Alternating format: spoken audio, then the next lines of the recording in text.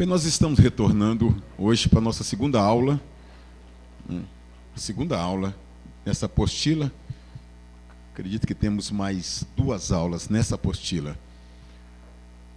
E nosso assunto primário é bibliologia. Nós estamos terminando bibliologia, inclusive, dentro de alguns minutos terminaremos bibliologia. Depois nós vamos estudar ética e após ética ministerial, ainda hoje vamos começar missiologia. Nós temos um tempo bom para isso. Bem, meus amados, os irmãos perceberam semana passada, quando eu falei para vocês que estudo da Bíblia, o estudo sistemático da Bíblia, obedecendo não só os livros da Bíblia, mas também todos esses livros assessores, essas teologias que vêm para como suplemento dos nossos livros, como missiologia, angiologia, e satanologia, geografia física de Israel, etc. Eu disse aos irmãos que necessário se faz que conheçamos basicamente a matéria bibliologia. Porque bibliologia, conforme disse semana passada, é o estudo que vai nos apresentar de forma resumida tudo quanto estaremos estudando no decorrer do seminário. Então a bibliologia vem para me trazer apenas resumos de matérias que serão estudadas em apostilas futuras. Para isso que serve a bibliologia. Então, muitas coisas que você está vendo aqui em bibliologia, por exemplo, ali, a Bíblia é um livro 100% divino e sobrenatural. Nós ainda teremos essa matéria dentro de uma apostila de forma completa, viu? Então, dentre tantas coisas que falei para os irmãos aqui semana passada, nós vamos prosseguir para dar um encerramento de bibliologia.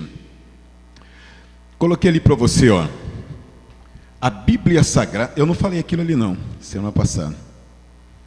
A Bíblia Sagrada auto-identifica-se como... Aquilo ali é para conhecimento dos irmãos, tá? Quando eu perceber que você deva escrever, eu te aviso. Olha ali, ó. A Bíblia Sagrada auto-identifica-se como a espada do Espírito, o martelo divino que esmiuça pedras, o prumo de Deus, Amós 7, versículo 7, parte A, farinha, alimento esmiuçado, farinha, prumo para a minha vida, em todo sentido, corpo, alma e espírito, martelo,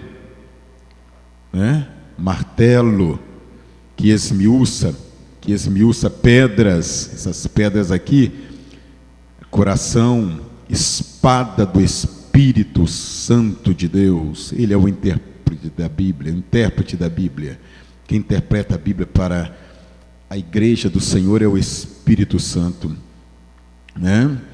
Lâmpada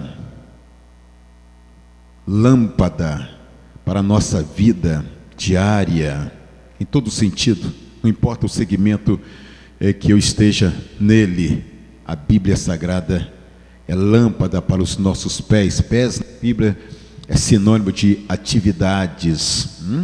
Fogo manifesta-se também como fogo de Deus. Mais doce que o mel.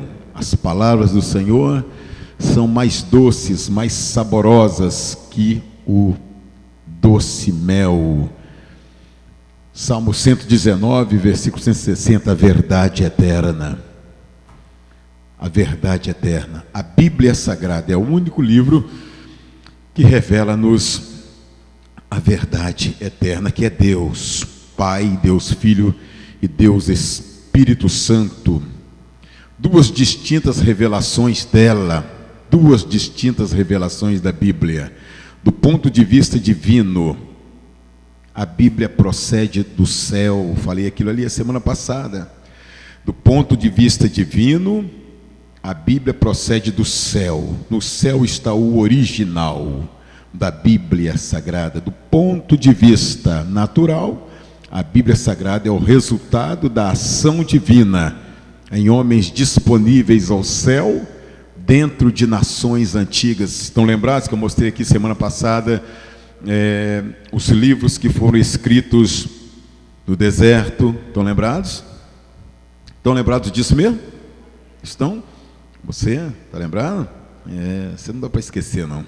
Aqueles livros que, os 5 primeiros livros da Bíblia, entre Gósen, lá no Egito, entre Gósen e a planície de Moabe, Sitim, onde o Moisés escreveu o Deuteronômio, né? Ali também, dentro daquela área, vindo lá de cima, eu mostrei a você semana passada, vindo lá de Gósen até a planície de Moabe, ele escreveu também o Salmo 90, né? E os 5 livros da Bíblia, Gênesis, Êxodo, Levítico, Números e Deuteronômio. Depois mostrei para vocês a travessia do Jordão. Mostrei a travessia do Jordão. Espero que vocês tenham lembrança disso. A travessia do Jordão, os livros que foram escritos dentro de Israel, os livros que foram escritos no continente asiático e europeu. Mostrei isso. E uma nota importante para nós, muito importante. Sem a Bíblia, o quê? A sabedoria do crente seria um amontoado de coisas vãs, vazias. Sem a Bíblia, meu filho, nossas palavras seriam trapos de imundícia. Por mais que você usasse padrões de honradez nas suas palestras, nos seus estudos, mas sem a Bíblia, essas palavras não teriam valores eternos, entendeu? Peculiaridades pertinentes à Bíblia. Que livro seria? Aquilo ali é uma coisa para mim responder, para você responder. Peculiaridades pertinentes à Bíblia Sagrada. Que livro seria a Bíblia sem o Calvário? Respondamos nós mesmos.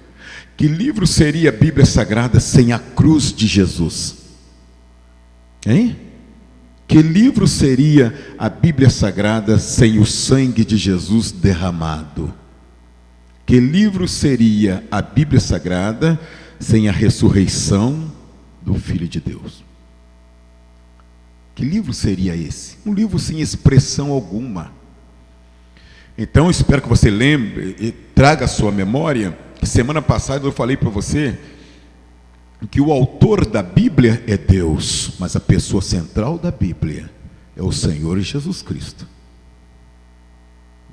Nunca esqueça isso.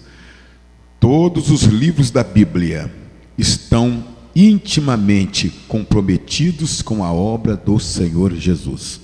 Todos eles. Mostrei a vocês, cheguei a comentar coisas que nós vamos fazer comentário em apostilas futuras. As manifestações dele nos livros da Bíblia. Estão lembrados? As manifestações dele em cada livro. Manifestações sem mostrar a você aquilo que nós chamamos de mensagens substitutivas dentro da Bíblia, que apontam também para Jesus. Ora, capítulo 12 de Êxodo, o título do livro de Êxodo, o livro todo esse contexto, livro de Êxodo, apresenta Jesus como Cordeiro Pascual de Deus em favor da igreja. Mas os capítulos dentro do livro de Êxodo apontam também para a obra de Jesus. Capítulo 12 de Êxodo, onde é montado um banquete. O banquete para a libertação e salvação do povo hebreu que está cativo dentro do Egito, especificamente em Gósen, há cerca de 430 anos. Então você vê os preparativos. Aquele banquete do capítulo 12 aponta para o banquete do Evangelho de Jesus. Lá, a figura central do banquete é um cordeiro imaculado, morto, seu sangue é aspergido e lançado nas entradas das casas para proteger a residência, protegia a residência, as casas dos hebreus. E o cordeiro também é alimento no banquete. E os ingredientes do banquete: pães asmos, santificação de vida,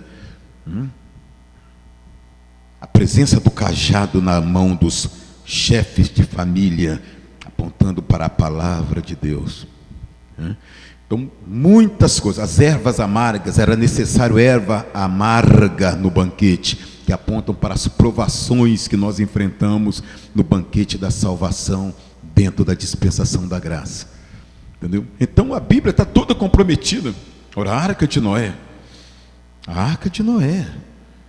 A Arca de Noé aponta para Jesus Cristo. O próprio Noé aponta para Jesus.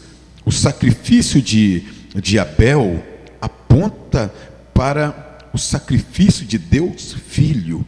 O sacrifício do Abel. E tantas outras mensagens. Capítulo 24 de Gênesis. 24 de Gênesis. A presença de Rebeca. Rebeca é o corpo da igreja, é a igreja, corpo de Jesus. Eliezer indo ao encontro de Rebeca, o Espírito Santo e a igreja. O Isaac esperando que o Eliezer conduza a Rebeca até Canaã para unir-se em matrimônio com ela. É o Espírito Santo conduzindo a igreja ao Senhor Jesus Cristo no dia do arrebatamento. Então você percebe que a Bíblia Sagrada está intimamente ligada, desde o Gênesis até o Apocalipse, ao Senhor Jesus Cristo. E eu disse a vocês aqui a semana passada, é como se você visse a presença de um dedo lá no Gênesis, apontando para frente e dizendo: sem derramamento de sangue não há remissão.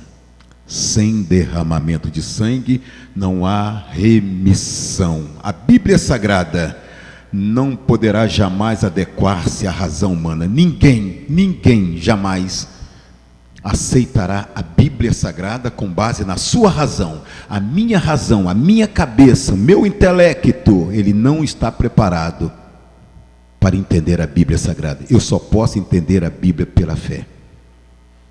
Eu só posso aceitá-la pela fé, entendê-la pela fé. Sem fé, meu filho, fica complicado você entender a Bíblia Sagrada. Ela não bate com a minha cabeça. Ali está a vontade de Deus. A vontade de Deus não tem nada a ver com a vontade de Joel Machado. Tem nada a ver. Viu? Quando eu boto ali para você, a Bíblia Sagrada é uma arma espiritual de duplo poder nas batalhas do crente. Você encontra muitas, nós vamos estudar aqui, no capítulo 6 de Efésios, nós vamos estudar aqui as armas espirituais do crente. Mas a Bíblia Sagrada, ela é distinta dentro desse contexto armamento que Deus disponibiliza a seus filhos, porque é uma arma que você, de posse dela, você se defende diante do inimigo, e de posse dela você também ataca o inimigo. É uma arma tanto defensiva quanto ofensiva. Estão entendendo isso? Está dando para entender? A Bíblia é o único livro que revela de forma plena, total, quem é Deus, quem é Jesus, quem é o Espírito Santo, quem é o diabo, quem são os demônios, quem são os anjos, o que é a igreja, como funciona a igreja. Mostra a você onde Satanás coloca laços para nos pegar, onde ele coloca pregos, espinhos para que tu pises neles. Só a Bíblia Sagrada. De posse dela você faz uma devastação nos campos do inimigo. Olha aquilo lá, ó. Os dois grandes da Bíblia Sagrada. A Bíblia Sagrada, agora nós não vamos mexer nisso. Até porque não seria recomendável mexer nisso, mas nós vamos estudar. A Bíblia Sagrada, ela foi escrita originalmente em 2 grandes idiomas. O Velho Testamento, o idioma hebraico.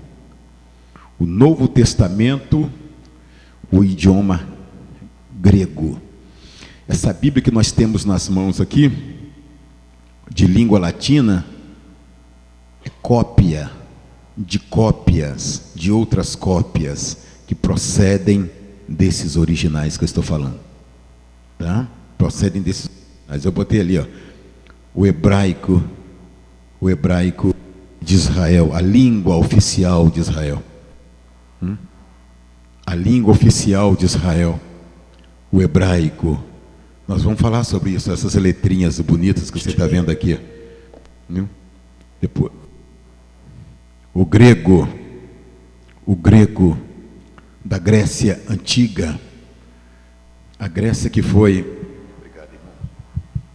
a Grécia que foi no passado e está ainda para nós hoje, no século 21, a Grécia está nos anais da história como a maternidade do falar bem.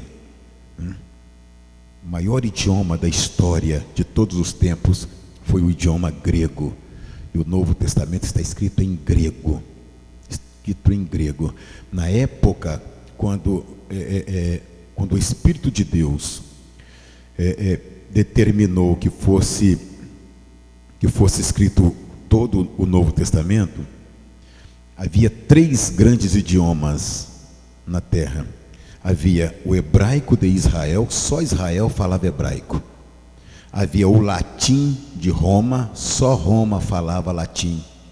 Poucas outras nações conheciam de longe o latim, mas o mundo de então falava grego. Porque quando Alexandre Magno assumiu a Grécia, cerca de 350 anos antes de Jesus nascer, uma das maiores preocupações dele era unificar o idioma universal da época, o idioma grego. Ele queria unificar as nações, todas as nações de então, em torno do grego. Então ele determinou como mandatário maior do Império Grego. E o grego, depois que Jesus nasceu, o grego ainda tem mais 350 anos de vida, o que significa dizer, um idioma de 700 anos de vida na terra. Então, quando o Espírito de Deus determinou que fosse escrito o Novo Testamento, o Espírito de Deus, por ter pressa em tornar conhecida a mensagem do Calvário, ele determinou que fosse escrito no idioma da época, o idioma universal, que era o grego. Se escrevessem em hebraico, só os israelitas teriam acesso à Bíblia. Se fosse em latim, somente os romanos. Mas, sendo em grego, todo o planeta, todo o mundo de então, teria acesso à mensagem do Calvário. Por isso que a Bíblia chega para nós em grego. Nós vamos estudar isso aqui. Nós vamos estudar muito isso aqui. Viu? Botei ali para você a cultura dos homens usados por Deus para escrever a Bíblia. A cultura dos homens que Deus usou para escrever a Bíblia. Olha o que nós escrevemos ali, ó. Os escritores da Bíblia Sagrada vão do lavrador Amós a pessoas em nível do doutor Lucas, médico escritor do livro de Lucas e Atos dos Apóstolos. Então você vai perceber que os homens usados por Deus para escrever a Bíblia, eles são homens de diversas, há uma diversidade de culturas, pessoas de nível, por exemplo, Moisés tinha, era um homem de nível acadêmico, Ele foi formado nas melhores universidades egípcias, nas melhores. Ele seria o faraó da época em que o povo de Deus estava preso dentro do Egito. Ele seria. Era um homem culto. Doutor Lucas, o homem que escreveu o Evangelho de Lucas, o Evangelho segundo o livro, o nome dele mesmo, o Evangelho de Lucas e Atos dos Apóstolos. Camarada era de formação acadêmica. O Lucas, o apóstolo Paulo, mas também você tem homens de formação de cultural acanhada, como era o caso de Pedro, Tiago, João. Eram pescadores, homens que tinham uma dificuldade muito grande até de relacionar-se, de falar, para falar. O Amós era um homem, um agricultor, vivia na zona rural de Israel, entendeu? Para você ver quão grande é nosso Deus nas coisas dele. Chama quem ele quer, entendeu? Usa quem ele quer e ainda diz: operando eu, quem impedirá. Não é isso? Assim é o nosso Deus. Chama quem ele quer. Chama negros, chama brancos, chama bonitos, chama também os feios. Chama quem ele quer. Você tem cultura, ele chama. Você não tem cultura, ele chama você também. Você fala Deuso, o outro fala Deus, ele chama os dois. Entendeu?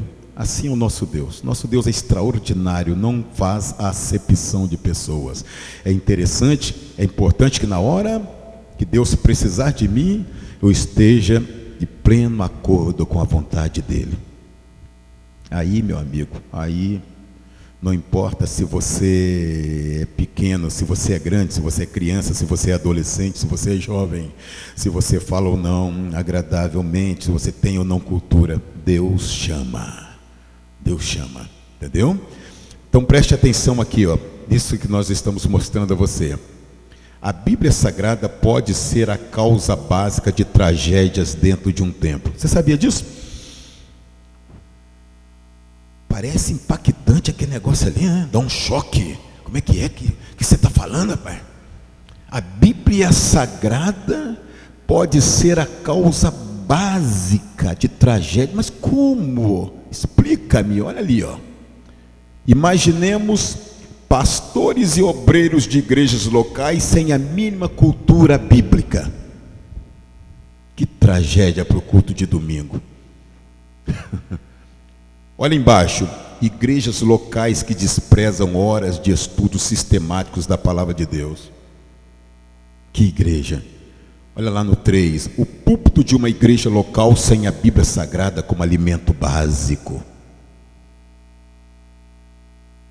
4, pregadores e ensinadores sem íntima comunhão com a Bíblia Sagrada. Conselheiros de uma igreja local sem formação bíblica adequada para aconselhar. É isto? Uma tragédia seria. Uma tragédia, uma grande tragédia. Um homem com a Bíblia aberta, num culto de domingo, um povão olhando para ele, esperando a mensagem para a semana toda, mas ele não tem conhecimento bíblico. Ele não tem cultura bíblica. Que tragédia aquela noite. Uma grande tragédia. Imagine você precisando de um conselho e você procura um conselheiro bíblico e descobre que ele não tem cultura bíblica para te aconselhar. Pensou nisso? Por isso que eu coloquei aquele tema para você, olha. A grande divisão da Bíblia. A Bíblia Sagrada está dividida. De forma geral, ela está dividida em duas grandes partes. O Velho Testamento e o Novo Testamento. Quem é que não conhece isso? O Velho e o Novo Testamentos. Mas tanto o Velho quanto o Novo Testamentos, eles têm suas subdivisões.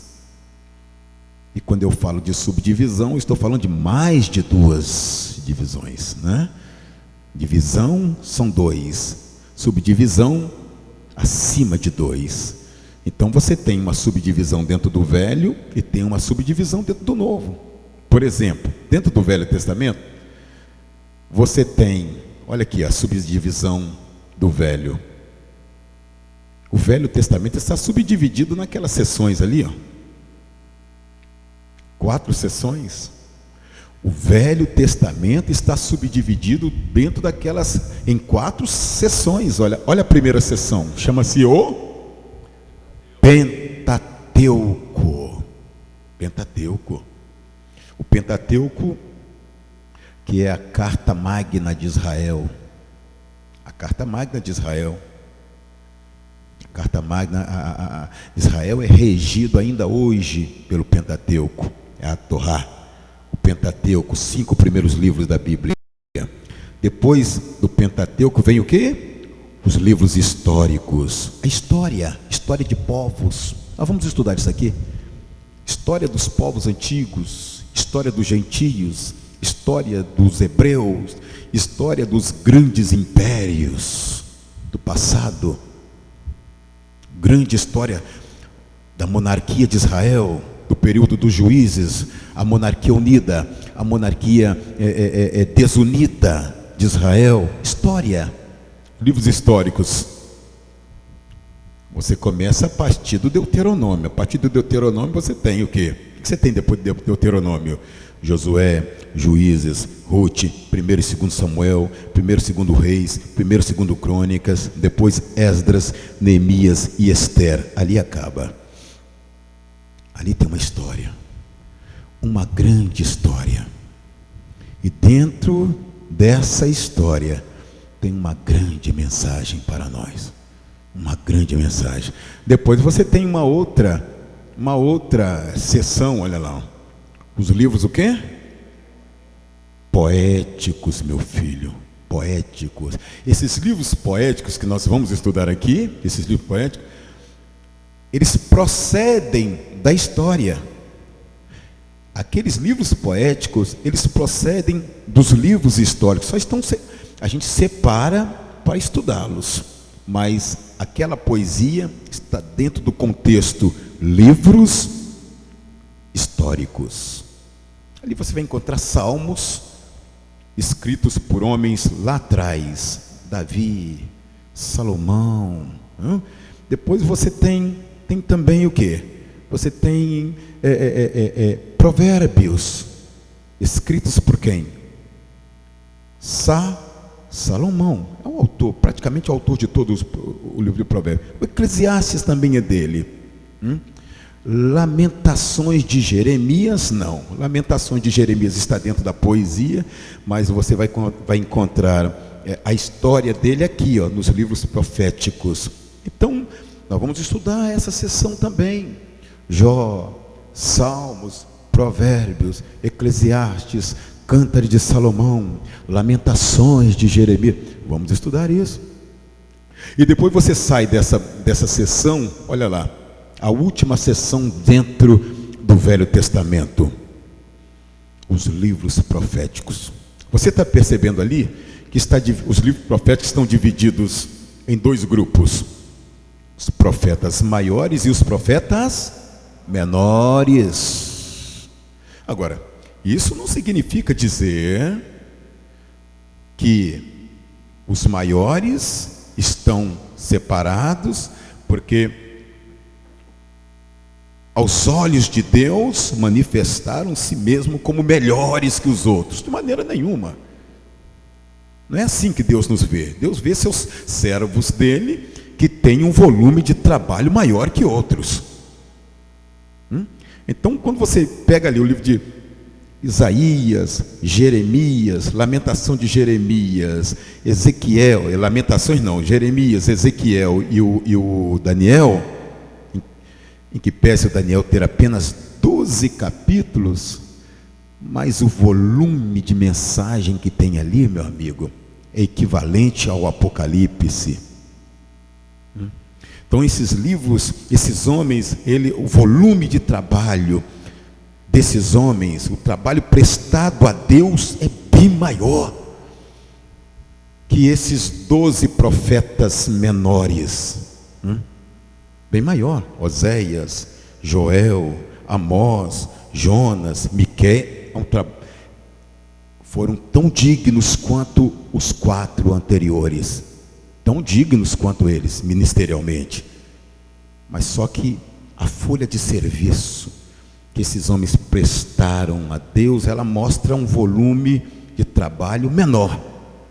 Por isso que nós chamamos de, teologicamente, isso não é bíblico, não está escrito lá na Bíblia, profetas maiores, não, são termos teológicos, profetas maiores e profetas menores. Nós vamos estudar isso. Depois, quando você sai daqui, dessa subdivisão do Velho Testamento, você vai para essa outra subdivisão. Ó. O Novo Testamento está subdividido em 8 seções. O que é? Você sabia? Os 4 livros do Evangelho. Quando você fala na Bíblia Sagrada, no Novo Testamento, não existe. Eu estou com grego ali, ó. Mas na sua também não tem evangelhos no plural. É o Evangelho de Jesus. O Evangelho de Jesus. Então, você tem o Evangelho de Jesus, os 4 livros que formam o Evangelho.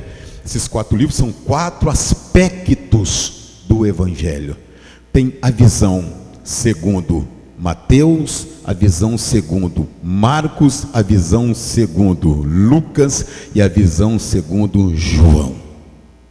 Cada um tem uma mensagem, viu o ministério de Jesus de um ângulo, mas eles não se contradizem. Eles não se contradizem. Então nós vamos aqui estudar isso. Aliás, a próxima apostila nós vamos estudar isso aqui, né? Os 4 livros do Evangelho de Jesus. Depois você tem o livro de Atos dos Apóstolos, que você tem que estudá-lo de forma separada. Por quê? Porque são os escritos da igreja. Você vai conhecer a igreja na prática, a igreja dinâmica, a igreja que funciona. A igreja que funciona. Dentro de Atos dos Apóstolos, você vai conhecer a igreja nos 2 aspectos dela: o aspecto invisível, que é o corpo de Jesus, e os aspectos visíveis, que são as localidades. As localidades. Você vai conhecer isso dentro de Atos dos Apóstolos. Atos dos Apóstolos é de uma importância muito grande para nós, porque quando eu estudo esse livro, eu fico conhecendo o que é a igreja de Jesus na prática, como funciona a igreja. Tanto é que o título é Atos dos Apóstolos, mas você vai conhecer que os atos, você vai ver que na prática os atos são os atos do Espírito Santo. Os atos são do Espírito Santo. Você vai encontrar o Espírito Santo dentro desse livro, escolhendo homens para Deus, chamando homens, enviando homens, determinando a consagração desses homens, dando livramento a esses homens, dando livramento à igreja dele. Um livro extraordinário.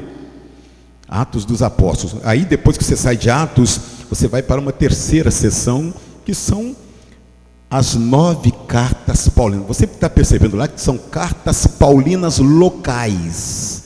Paulo tem cartas paulinas locais, cartas paulinas pastorais, carta singular, carta paulina particular. Tá?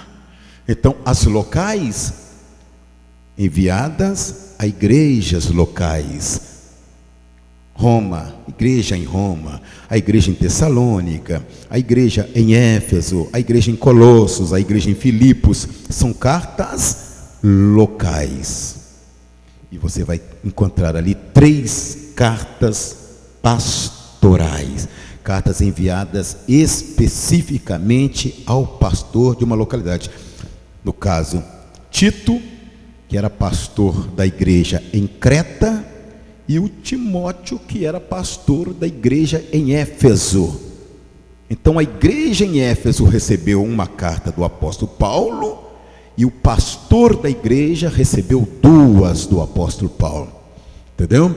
Depois você vai perceber ali, ó, a carta paulina particular. Paulo está mandando uma carta para um amigo dele. Está escrevendo para um amigo. Em defesa de quem? Em defesa de Onésimo, que ele ganhara para Cristo lá em Roma.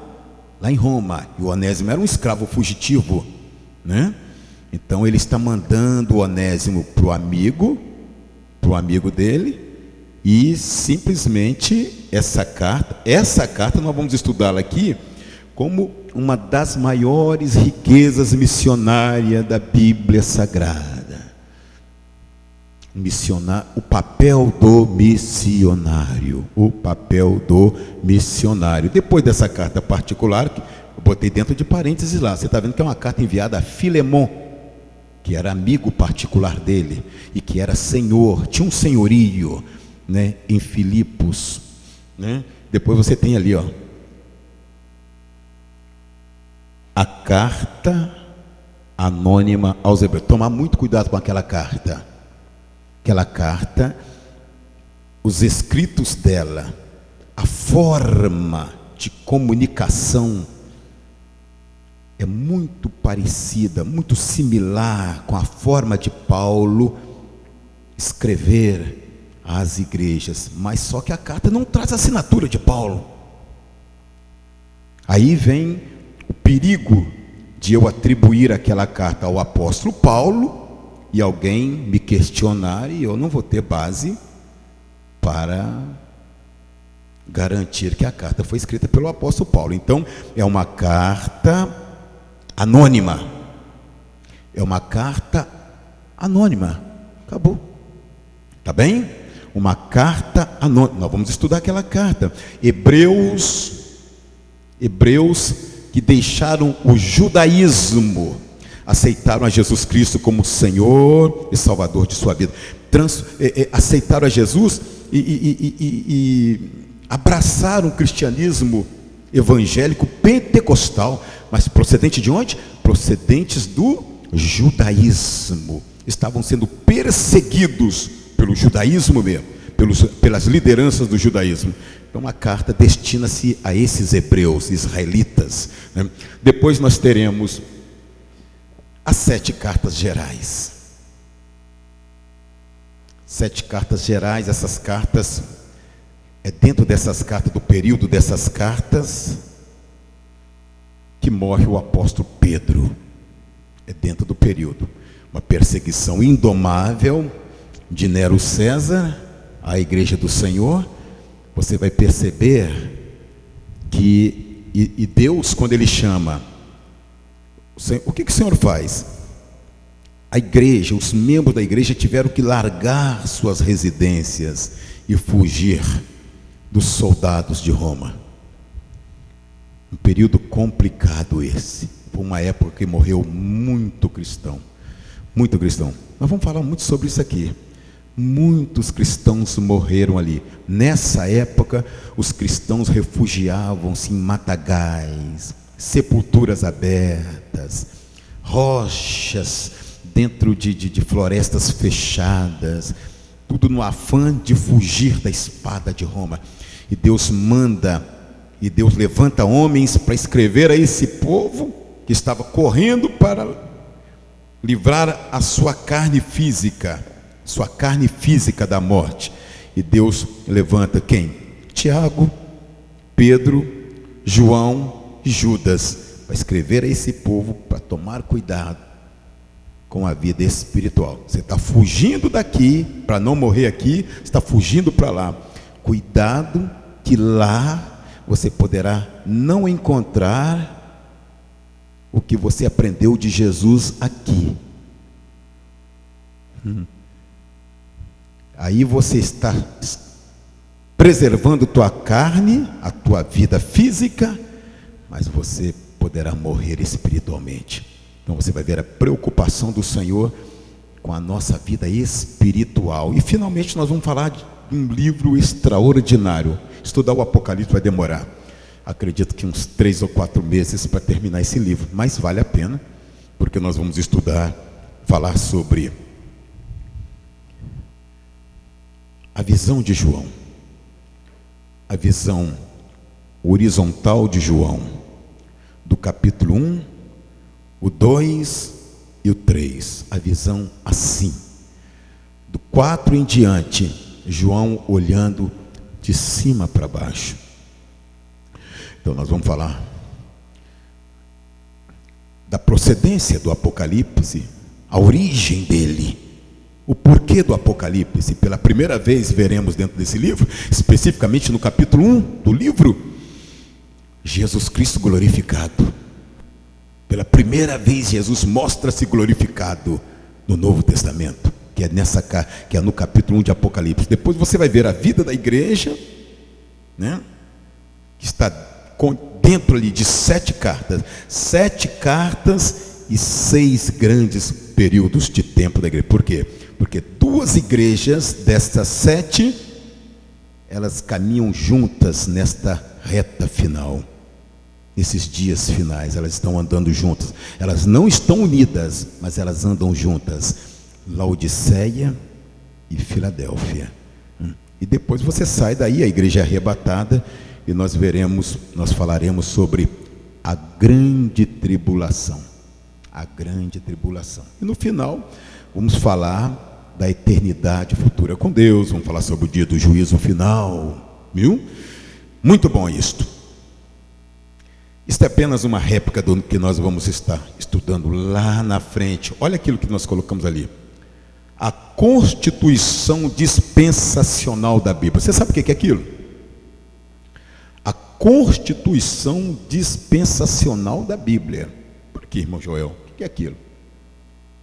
A palavra dispensa, vamos começar por aqui, ó. Eu botei ali em grego. Se quiser escrever, pode escrever. A palavra dispensa, não precisa escrever isso aqui, esse grego aqui não. Pode escrever só isso aqui, porque isso aqui é a tradução do que está aqui, ó. Senão você não termina isso, tá? Isso aqui é a tradução disso. Dispensação do grego economia. A dispensação em grego significa economia, não é economia, é economia. Isso é grego. O que significa isso? Semana passada, olha bem o que estou te falando, hein? A semana passada, eu disse aos irmãos que essas palavras, essas traduções naturais, olha, economia ali, ó, a tradução natural daquilo é dispensação. Aquilo ali é uma tradução, mas eu disse a vocês aqui semana passada a importância, e nós vamos estudar, inclusive a nossa última apostila aqui vai ser etimologias. Nós vamos falar de etimologia. Conhecer a etimologia da palavra. Por que você tem que conhecer a etimologia da palavra? Porque a etimologia, ela vai revelar a você como vive aquela palavra, as atividades daquela palavra, as ações daquela palavra. Aquela palavra será revelada a você, a vida dela, desde a raiz. Para isso, nós estudamos o quê? Etimologia. Etimologia das palavras. Então, depois de você ver economia aqui, naturalmente a dispensação, então você vê aqui, ó, o significado de economia. Do ponto de vista humano, as etimologias da palavra economia são administração, gerência, ação de administrar, governo, direção de uma casa, organização. Você quer um exemplo? Quer um exemplo? Nós estamos hoje dentro da dispensação da graça. É ou não é? Estamos dentro da dispensação da graça. Desde Pentecostes, nós estamos dentro da dispensação da graça. Essa dispensação, ela será encerrada no dia do arrebatamento da igreja, quando o Espírito de Deus tira a igreja da terra, e quando chegar nas nuvens do céu, ele vai entregar a igreja ao Senhor Jesus. A partir dali para frente, as cortinas da dispensação da graça estarão fechadas. Dali para frente, as cortinas estarão fechadas.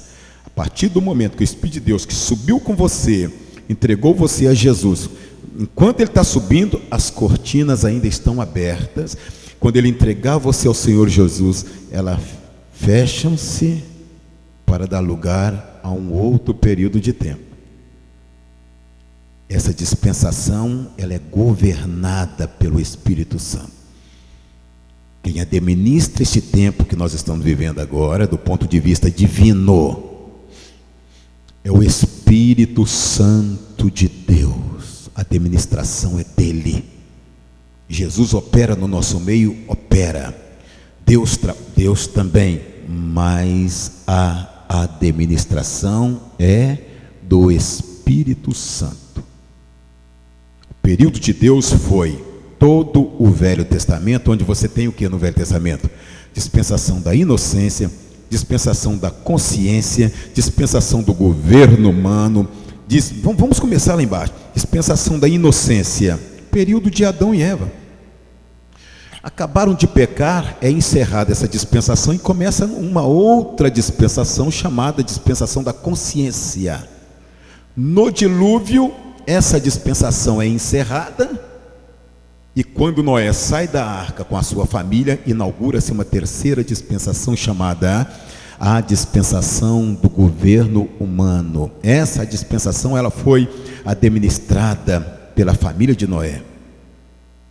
A segunda deveria ser administrada pelo povo de Sete, viu? E ela só foi encerrada porque o povo de Sete uniu-se ao povo de Caim. Após a Torre de Babel e especificamente na chamada de Abraão, começou uma quarta dispensação chamada a dispensação patriarcal, isto é, gerenciada pelos patriarcas. Lá no Monte Sinai começou uma outra dispensação que foi até o nascimento de Jesus, chamada dispensação da lei. Então, dentro do Velho Testamento você tem 5 grandes dispensações. O governo divino aí era de Deus. O governo divino era de Deus. Tudo debaixo do olhar do Senhor. Tanto é que ele desmancha dispensações, à medida que essas dispensações não funcionam, ele acaba com ela e cria uma outra. Mas os 3 anos de ministério de Jesus foi um período do Filho, mas ainda dentro da lei, a dispensação da graça, oficialmente, ela começa com a descida do Espírito Santo. A dispensação da graça, oficialmente, ela começa quando o Espírito de Deus vem conviver conosco. Oficialmente, essa dispensação da graça, a mais, digamos assim, a mais duradoura de todas, ela vai encerrar-se agora no arrebatamento da igreja. Ela vai encerrar-se, depois dela virá uma outra, logo após a grande tribulação, virá o milênio, que é uma dispensação. O milênio é uma dispensação. Depois do milênio virá a dispensação da eternidade futura com Deus. Aí acabou o ciclo do homem. Acabou o ciclo do homem, da humanidade. Então, quando eu ponho ali para você, do ponto de vista humano, você dá uma olhada aqui, ó. Do ponto de vista divino, dispensação é um período de tempo criado por Deus para comunicação. Criatura, criador. Criatura, criador. Está dando certa dispensação, Deus não mexe nela. Começou a dar errado, ele desmancha e cria uma outra. Sempre no afã de acertar o diálogo. Criatura, criador. Essa nossa agora dispensação da graça está prestes a ser encerrada. Prestes a ser encerrada. Então dá uma olhada ali, ó. As dispensações. Os escritos da Bíblia Sagrada encontram-se literalmente dentro de 9 dispensações. Vamos botar lá, ó. Primeiro, dispensação. Não precisa escrever isso não, está na sua apostila. Dispensação angelical. Vai da criação dos anjos até a queda do querubim ungido. Dispensação da inocência, que vai da criação de Adão ao pecado do mesmo. Dispensação da consciência, que vai da entrada do pecado no Éden até o dilúvio. Dispensação do governo humano, vai da saída de Noé da arca até a chamada de Abraão. Dispensação patriarcal vai da chamada de Abraão até a promulgação da lei mosaica no Monte Horebe ou Monte Sinai. Dispensação da lei, que vai da promulgação da lei no Horebe até o início do ministério público de Jesus.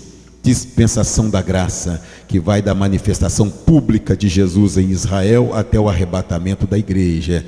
E depois a dispensação milenar, que abrange todo o milênio. E finalmente a dispensação da eternidade futura, a eternidade por vir a ser edificada logo após a implantação de novos céus e nova terra. Viu? Por que nós colocamos aquilo ali para você?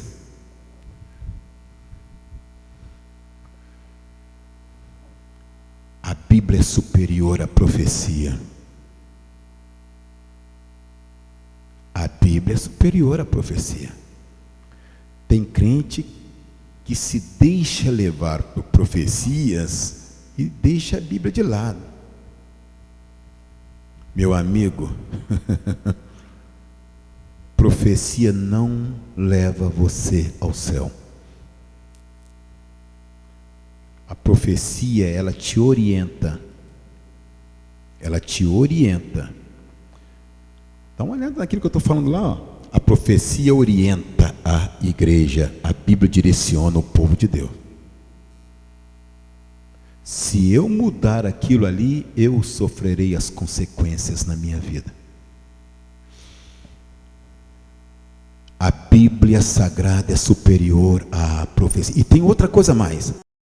Qualquer profecia que alguém entrega a mim, essa profecia não pode trazer novidades fora das páginas da Bíblia.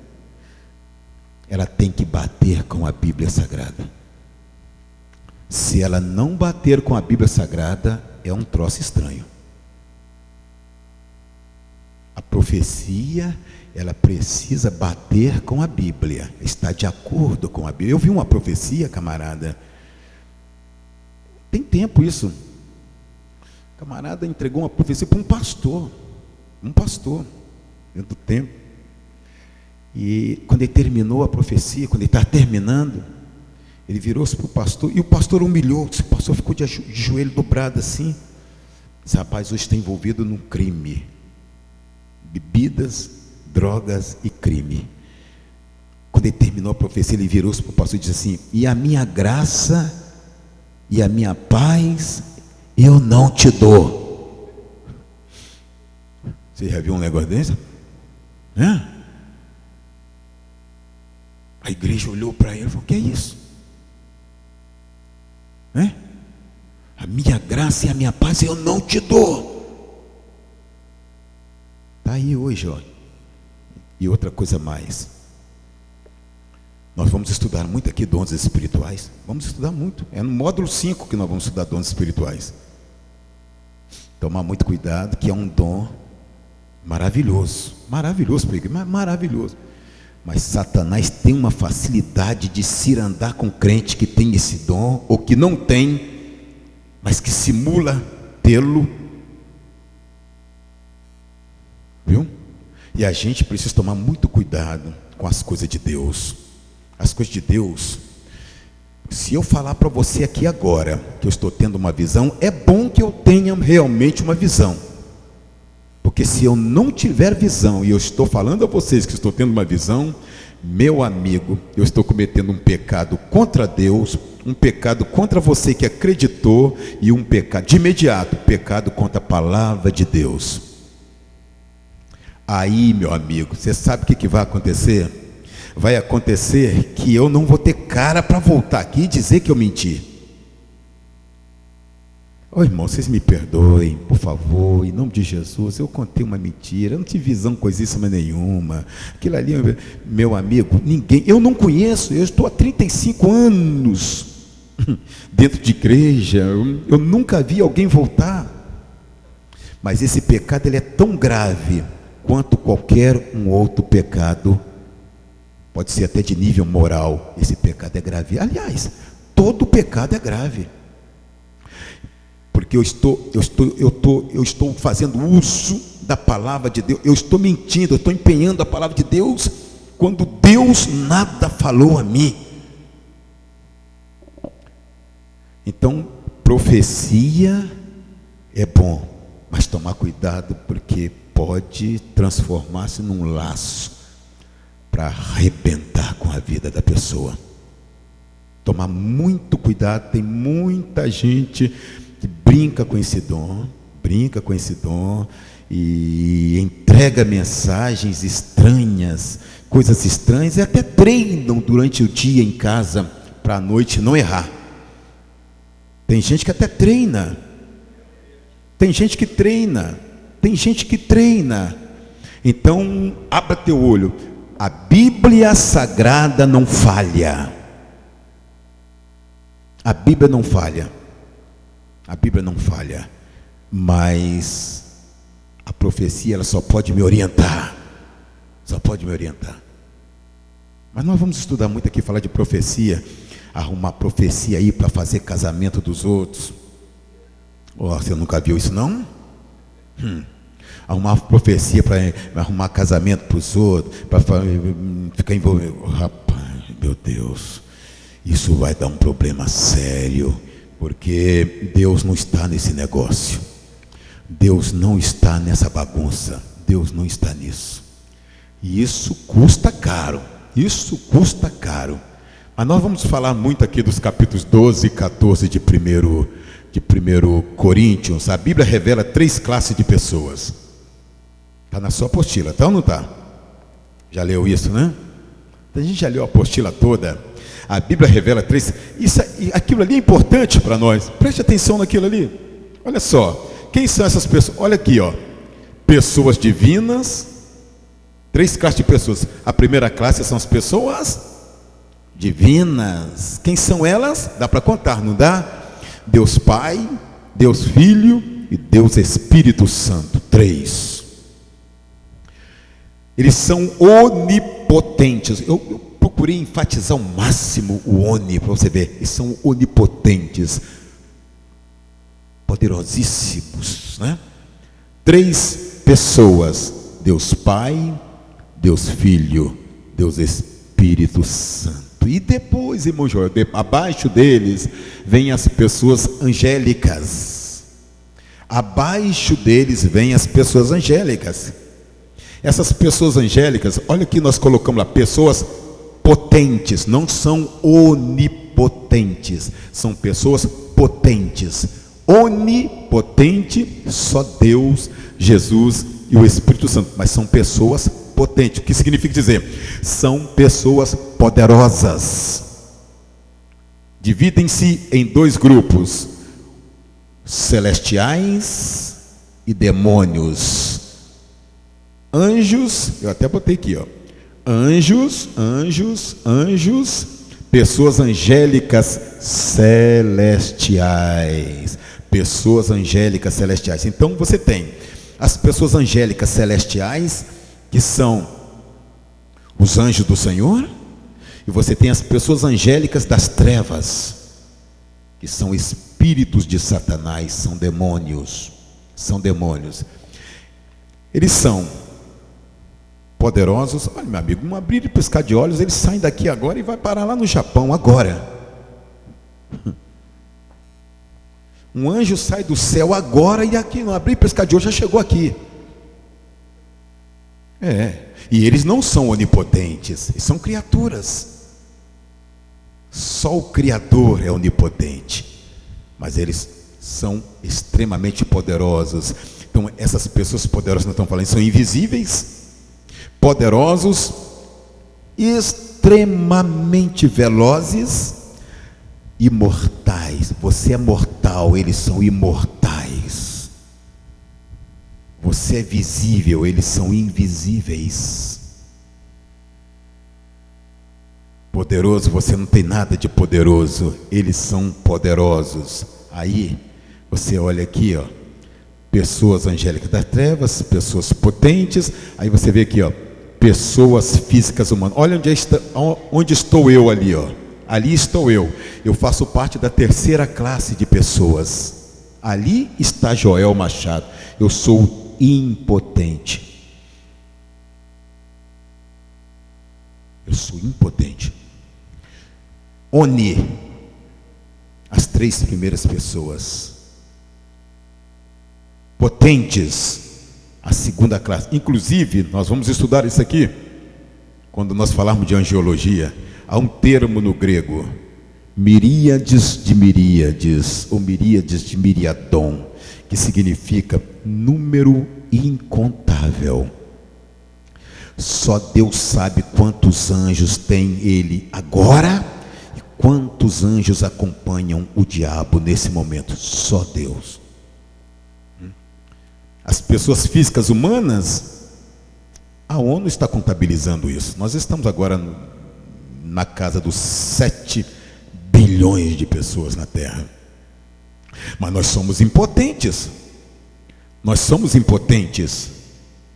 Eu cheguei no epílogo, amém. Nós vamos agora para poética.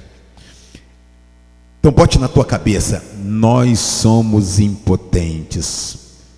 Deus é onipotente. Graças a Deus por Jesus Cristo na nossa alma, na nossa vida, meu filho. Você sabia que nesse exato momento trava-se uma batalha ali na entrada daquela porta? Todos os cultos aqui, trava-se uma batalha ali, ó. Anjos de Satanás contra os anjos do Senhor. Eles gostariam de entrar aqui e rasgar todo mundo nos dentes, de raiva. Mas os anjos do Senhor estão ali, ó. Está sendo travada uma batalha ali. Se Deus permitir a você ter uma visão agora, você vai ouvir barulho ali fora, um barulho ensurdecedor, espadas desembainhadas, uma batalha travada para que possamos cultuar a Deus até 9, 9h30, 10 horas. Batalha travada, batalha travada. E quanto mais poderosa a igreja diante do Senhor, mais Satanás investe contra. Legiões, legiões. Quando nós chegamos ali em epílogo, olha lá, ó. Vamos todos juntos fazer essa leitura desse epílogo para terminar aquilo ali? Vamos? Bibliologia.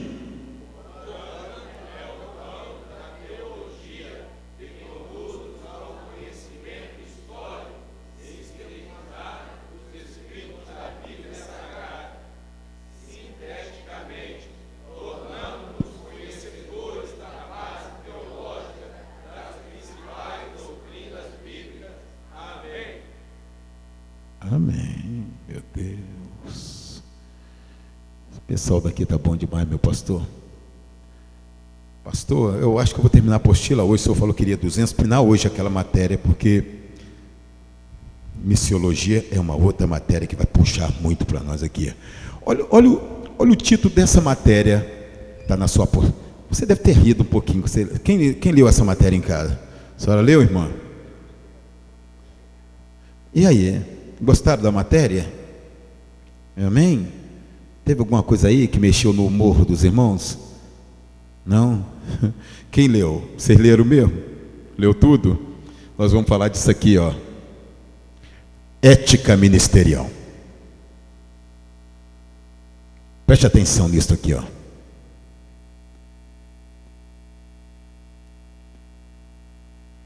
Nós não vamos falar aqui. A gente não está vindo aqui para falar agora, ética ministerial, não, isso pode, aquilo não pode, não tem nada disso. Ética não é isso. Ética não é isso. O papel de ética é simplesmente melhorar meu comportamento, aperfeiçoar o meu comportamento. É isso. Não é dizer que isso não pode, aquilo não pode, aquilo pode, aquilo não. Não, isso não é ética. Isso não é ética. É simplesmente para melhorar meu comportamento, aquilo que é positivo, aquilo que é negativo. Você entendeu? Olha lá o que eu botei lá no quadro para você, ó. Compostura corporal, compostura verbal, compostura cultural. Né? O que é isso? A minha compostura corporal, a minha compostura verbal, que eu falo, e a minha compostura cultural. Como é que nós vamos entender isso? A palavra ética está na apostila. Tem origem no latim. Olha lá. Ética. Ética. Olha o grego embaixo. Etiki é grego. Ética é latim. É berço de origem dessa palavra. Berço de origem. Primeiro o grego, depois o latim. Então olha aqui, ó. A etimologia de etiki é aquilo ali, ó. Arte, a arte que estuda a conduta humana, isto é, a personalidade e o caráter de uma pessoa. A gente faz muita confusão entre caráter e personalidade. Caráter é uma coisa, personalidade é outra. A pessoa pode ter um caráter forte, uma personalidade fraca, uma personalidade forte, marcante e um caráter negativo. Entendeu? Vamos ver isso aqui, ó. Personalidade, o termo personalidade está tudo na sua apostila. Nós vamos chegar lá. O termo personalidade procede do grego idiotis, e significa o que pertence essencialmente a uma pessoa. Nota, personalidade, vamos ler isso aí para a gente espantar o sono. Vamos lá, personalidade é o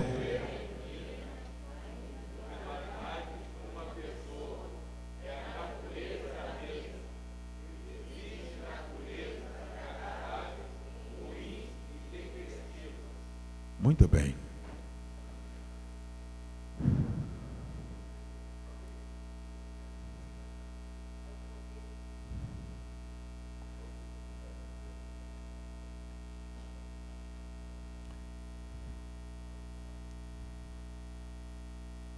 Caráter vem do grego karaktir. Eu vou voltar lá, eu quero falar, quero juntar os dois. Olha o que significa dentro de aspas, dentro de parênteses, marca. São os atributos morais. Estou falando de caráter. Caráter é atributo moral, qualidade.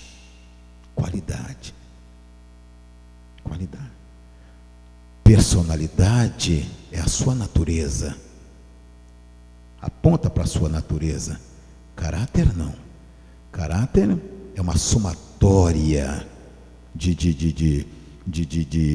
elementos na sua vida que vão dizer quem é você. Poderíamos dizer uma somatória de valores. São os atributos morais inerentes a uma pessoa. Uma pessoa pode possuir uma natureza tempestiva e ser um bom caráter. Aquele irmão todo estorvado, entendeu? Extrovertido, mas tem um caráter nota 10. Mais um outro aí pode ter uma carinha de santo, de Joãozinho arrependido, aquele olhinho de peixe morto. E você tem uma notícia desagradável a respeito dele e ainda fica lá assim, mas ele faz isso? Eu não sabia que ele fazia isso não, rapaz. Ele me enganou. Ele me enganou. Mas a cara daquele camarada parecia mas como é que pode, rapaz? Pois é, rapaz, aquele irmão todo atabalhoado, você já chama ele de pecador mesmo, e vai logo classificando ele de tudo quanto é e ele tem um caráter agradável. É uma pessoa séria, entendeu? Agora aquele, que fica, com a carinha dele de lado assim, meu Deus, rapaz, não estou dizendo, não estamos generalizando, é claro, mas esse pessoal pode estar escondendo alguma coisa ali por detrás daquela carinha mansa. Pode estar escondendo por detrás daquela cara mansa, meu amigo. Você viu ali poucos instantes ali o animalzinho. Olha aqui embaixo aqui, ó. Uma pessoa pode possuir uma natureza boa e, no entanto, ser um mau caráter. Então dá uma olhada aqui, o caráter aponta para os padrões morais que a pessoa defende. O caráter aponta para os padrões morais que a pessoa defende. Isso é caráter.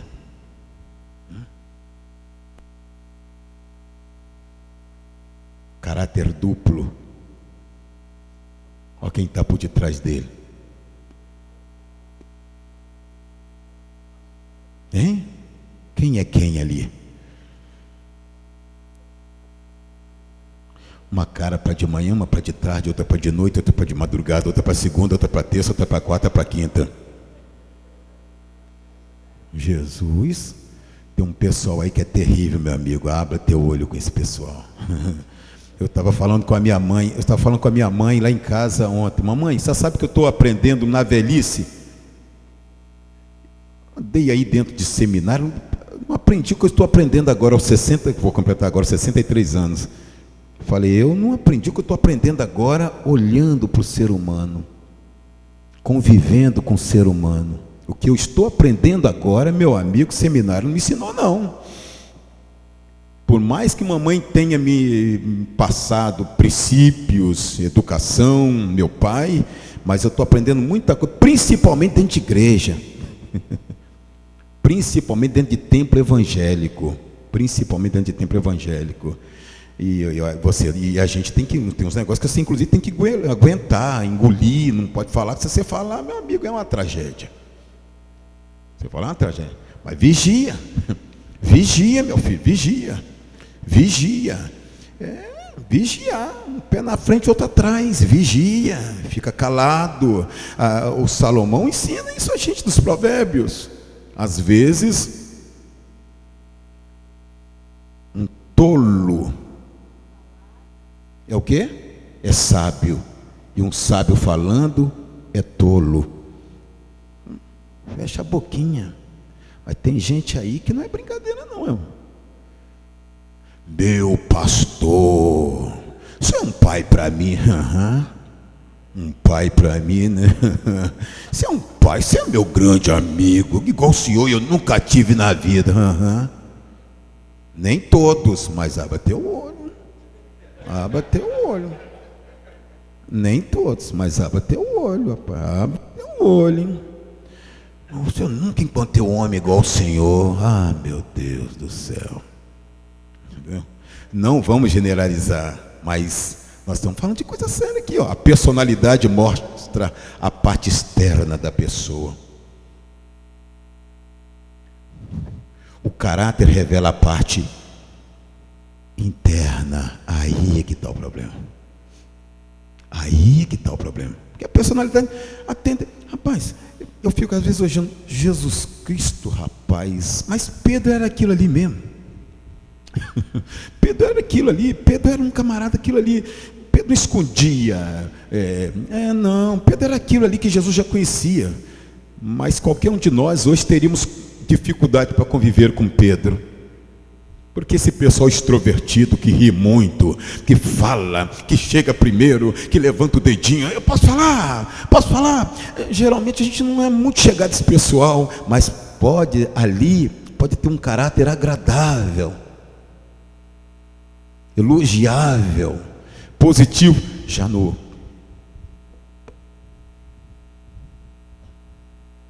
ali, você abre teu olho. Abre teu olho ali, meu amigo, abre teu olho ali. A ética ministerial não tem por finalidade violentar a liberdade do servo do Senhor. Não. Cometeríamos crime contra os direitos individuais do cidadão servo de Deus. A ética ministerial completa e preenche a liberdade. Entendeu? 1 Coríntios 10, 20. Eu já citei aquele versículo aqui. 1 Coríntios 10, 23. Todas as coisas me são lícitas, mas nem todas as coisas convêm. Todas as coisas me são lícitas, mas nem todas as coisas edificam. Então eu sou um cidadão. Como cidadão, sou um cidadão brasileiro. Eu sou um cidadão brasileiro. Então, nada que não caracterize crime, eu posso ter acesso. Coisas que não caracterizam crime. Sou cidadão. Todas as coisas me são lícitas para ali, como cidadão. Sou cidadão brasileiro. E tem coisa braba, que é lícito, que deveria ser crime, hein? Mas não é. O camarada entra em bar, compra garrafa de cachaça, sai com ela na mão, andando lá. Ninguém prende, a menos que o camarada esteja perturbando a ordem pública. Se ele não estiver perturbando, pode ficar com ela no gole lá, meu amigo. Coisa, entendeu? Diz, rapaz, senhoras que andam de condução coletiva, a gente mesmo. Entrar com família dia de domingo, vindo para a escola dominical, mas é um absurdo. Pessoas entram quase que despidas dentro da condução coletiva, entendeu? Aquilo é permitido. Aquilo não é crime, não, rapaz. Não consta na Constituição, no Código Penal, que aquilo seja crime. Todas as coisas me são lícitas como cidadão, mas nem todas as coisas me convêm como homem de Deus. Tá, meu amigo? Nem todas as coisas me convêm como um servo de Deus, um representante de Deus, um cidadão do céu na terra. Nem todas as coisas. Há coisas que são lícitas como cidadão, mas que não é lícito como um homem de Deus. E é aí que a gente precisa tomar muito cuidado, né, pastor? Muito cuidado. Quando ele diz lá, olha, ele termina assim: mas nem todas as coisas convêm, todas as coisas me são lícitas, mas nem todas as coisas edificam. Pai, pegaria muito mal você encontrar o pastor Joel Machado ali fora, com um radinho no ouvido, torcendo pro Botafogo, pro Vasco. É agora, é agora. Pô, e você fala, mas aquele é meu professor.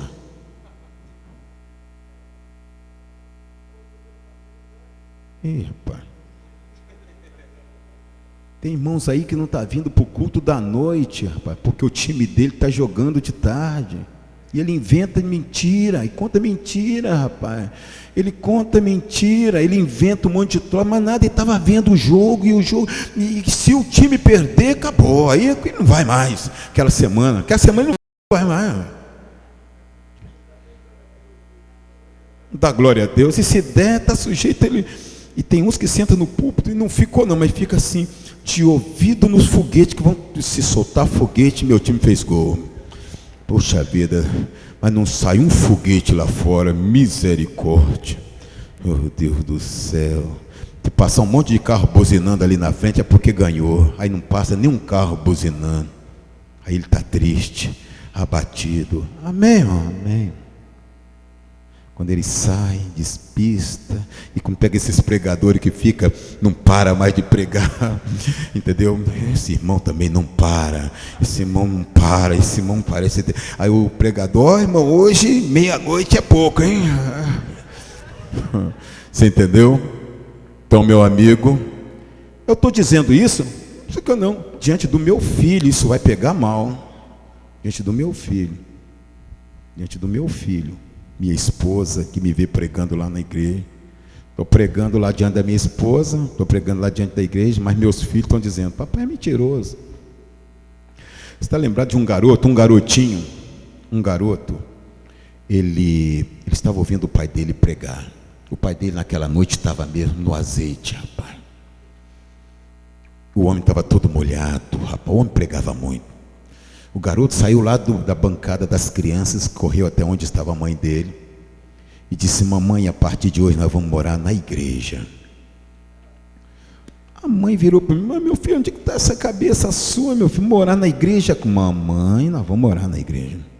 Meu filho não tem condição de morar em igreja não, mamãe. Nós vamos trazer fogão, nós vamos trazer a cadeira, nós vamos trazer a cama, vamos trazer tudo para meu filho. Papai pregando, mamãe. E daí, meu filho, que tem uma coisa com a outra? Aí o garotinho virou-se para a mãe dele e falou assim, porque aqui na igreja papai é um santo, mas lá em casa ele é um capeta para nós. Entendeu? Aqui é um santo, mamãe. Nós vamos morar aqui. Você entendeu, rapaz? Sério, hein? Muito sério. Um garotinho ainda corajoso, porque tem uns aí que não fala não, porque ele sabe, se falar, tem couro em casa dobrado. Então, tadinho, que eles vão brincar, vão lá para fora, assim, eu não vou ficar aqui não, porque vou comprometer. Entendeu? E irmãs que só abaixam a cabeça e ficam só assim, ó.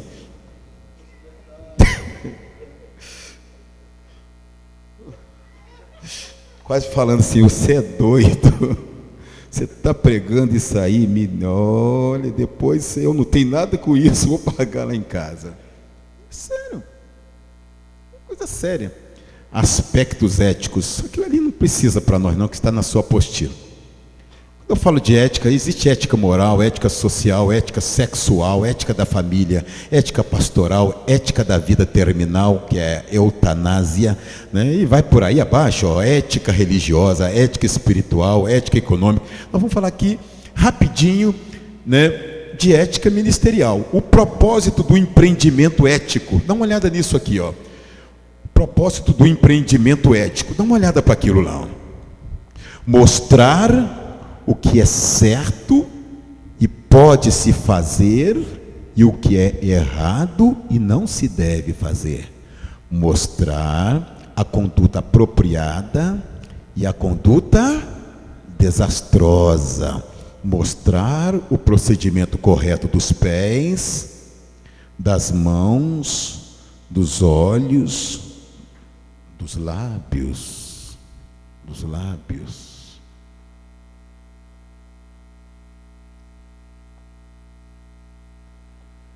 Não são a mesma coisa. Tem um parentesco. Ética ministerial e ética cristã não são a mesma coisa. Uma colabora com a outra, mas não são a mesma coisa. A ética cristã é para regular o crente em todos os sentidos da vida do mesmo. A ética ministerial aponta para o comportamento dos homens que ministram a obra de Deus. Então, obreiro, evite isto. Olha lá. Porque uma coisa precisa ficar patente: o crente tem senso de riso. Ora, eu sou gente. Eu sou gente. Se você faz palhaçada, eu vou rir. Tem uns que não ri aqui, ele deixa para rir em casa. Mas tem uns que ri aqui na cara da gente. É. Ela ri, entendeu? Os jovens riem na tua cara. O jovem não deixa para amanhã, é agora mesmo. Agora, o adulto ele fala assim, vou aguentar, e já vão para cá, assim, ó, em casa a gente se solta. Quando chega em casa, meu amigo, o irmão vai ser alvo de chacota, rapaz. E vão deitar e rolar nas costas do irmão, rapaz. E olha lá, ó, o uso da tal calça pega frango. Poxa vida, rapaz. A calça pega frango.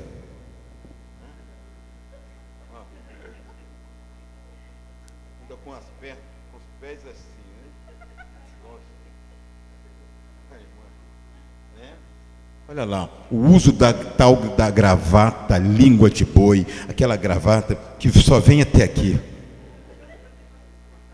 Ah, você vai provocar riso, meu amigo.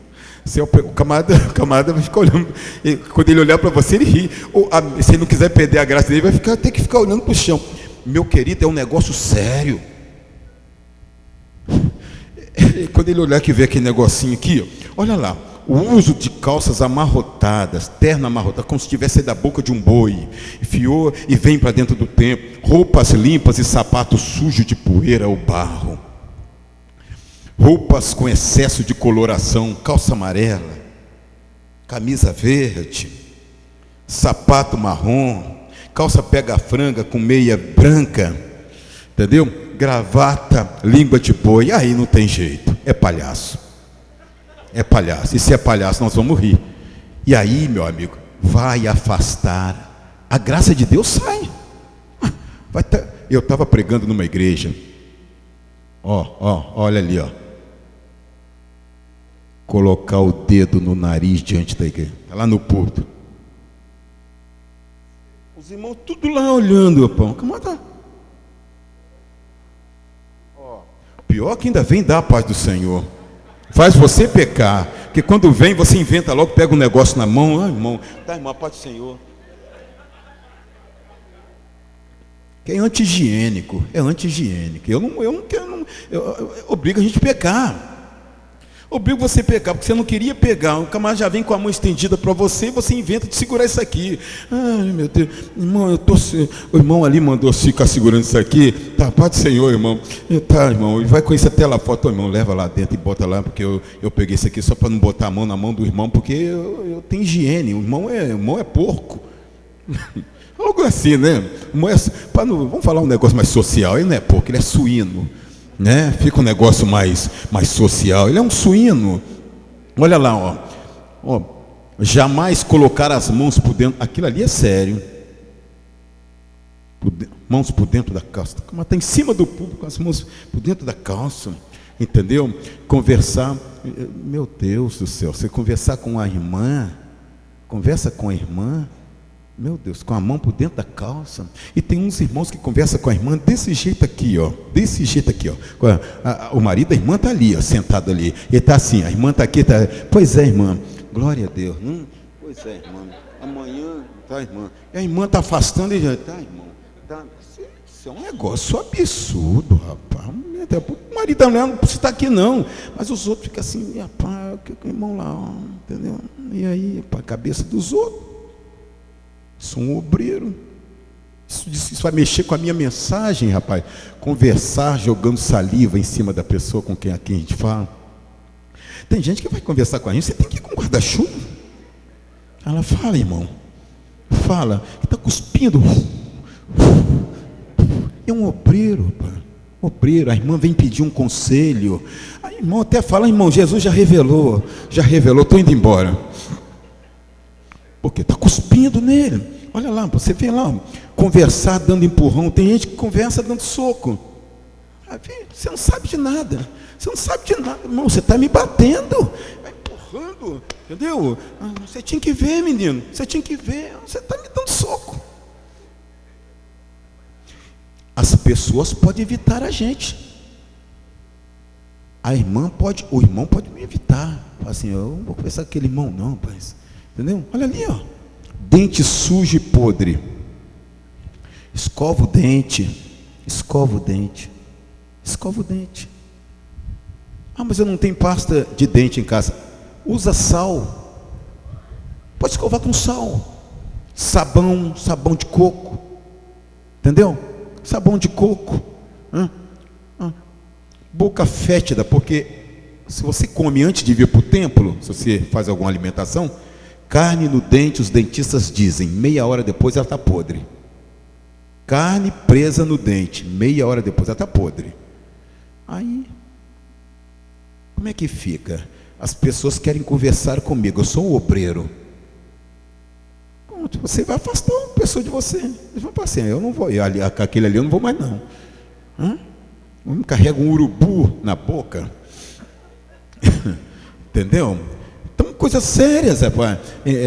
O mau odor do corpo físico por carência de banho antes de vir ao templo. Aquilo é sério, porque diariamente morre aqui no meu corpo milhares, você não vê, mas tem milhares de células mortas no seu corpo. Debaixo do braço, meu filho, chega a amontoar. E aquilo fede a partir de 8 horas sem tomar banho. Entendeu? Então, se andou o dia todo, está morrendo célula. Está morrendo. Então, o que a higiene recomenda? Tomar um banho, esfregar com sabão para tirar aquilo. Aquilo sai, você fica bonitinho, coisa e tal, passa um perfume. Tem igreja aí que é proibido passar perfume. Mas você passa um perfumezinho, negócio, você está legal. Você vem do serviço direto para o templo. Então é bom carregar um desodorante, um perfumezinho, pai. Chegou, vai lá no banheiro, para aguentar até 9 horas, 9h30, dá. Vai lá no banheiro, pega aquele perfumezinho, passa debaixo, tudo bem, aquilo engana. Engana. Agora, se não usa nada disso, na hora da oração, levanta a mão para orar, meu. Tem irmão caindo endemoniado ali, não é não. Não é não, é o cheiro do braço do irmão mesmo. É o irmão que está com o braço fedorento, está fétido, o irmão derruba 10, 15. Quando levanta a mão assim perto, Um verdadeiro exorcista. Entendeu? Então, isto é sério, rapaz. Nós estamos falando de coisa séria ali, rapaz. Entendeu? Coisa muito séria, meu amigo. Expressões malignas. Não posso ficar fazendo isso com os irmãos, essas pegadinhas malignas. Se Jesus arrebatar a igreja agora, quem vai ficar alegre? Amém. Você vai ficar alegre, irmão? Porque eu vou subir feliz. Pô, o irmão fica com a vergonha. Aí já tem um do lado dele. Estava dormindo, hein? Estava dormindo. Aquilo pode trazer um constrangimento para o irmão e ele nem voltar mais no outro culto. Tem esse detalhe. Olha lá. Quem está triste, diga amém. Amém. Você está triste, irmão? Eu estou alegre. Quem está sono, diga amém. Essas pegadinhas não ficam bem para a gente, não, hein? Fica bem para a gente, não. Esta noite nós vamos desbanguelar o cão. Hoje nós vamos pegar o capiroto. Hoje nós vamos passar a faca no capiroto. Rapaz, tem gente ali sentado ali, ó, que se escandaliza com isso. Nós vamos passar a faca no diabo hoje. Hoje nós vamos passar a faca no capiroto. Isso não é uma expressão agradável. Você pode estar botando gente para ir embora e não voltar mais. Nós não precisamos disso. Nós não precisamos dessas coisas aqui, ó. Falar de outra denominação em cima de púlpito é um negócio que pode dar problema. Usar palavras depreciativas contra o Papa e santos católicos é problema, porque o camarada pode estar sentado no banco e veio, e pode ser à noite que esse camarada vai aceitar Jesus, e é um adepto do Papa. Você falou mal do Papa, ele vai embora e não volta mais. Você perdeu o camarada, perdeu um peixe bom. Você falou mal de Maria, falou mal do Papa, o camarada vai embora.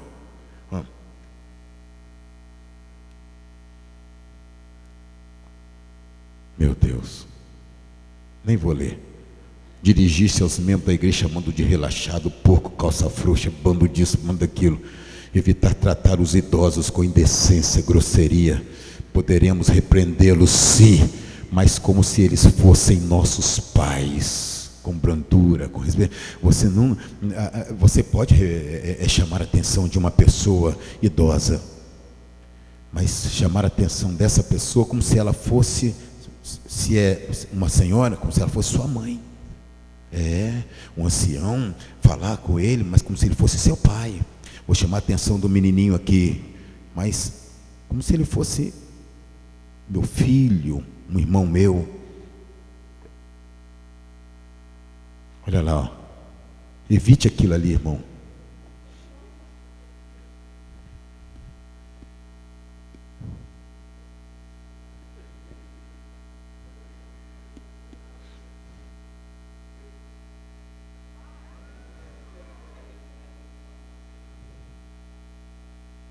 Evite isso, pelo amor de Deus. Os irmãos não podem ver você fazendo um negócio daquilo ali, não. Poder até pode, não deve, porque você vai perder muito com esse negócio aí, homem.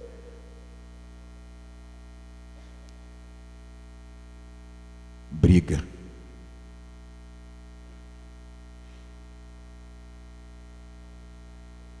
Precisa daquilo ali, não? Precisa daquilo, não? Precisa disso, não, pai.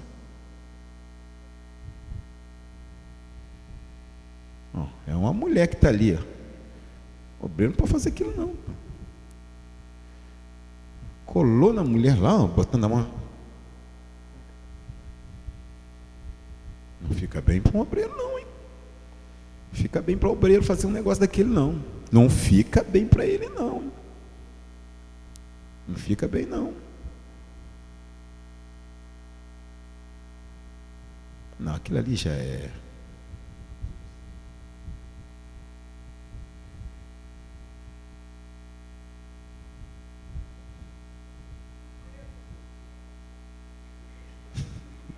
Mas não tem como não rir de um camarada daquele. Não tem como não rir. Não rir. Rapaz, você já pensou bem, rapaz? O pregador da noite para o senhor, e pastor? Não sobe não, pastor? Não sobe o púlpito, não? Mas eu botei aquilo ali, sabe por quê? Vou te explicar por quê.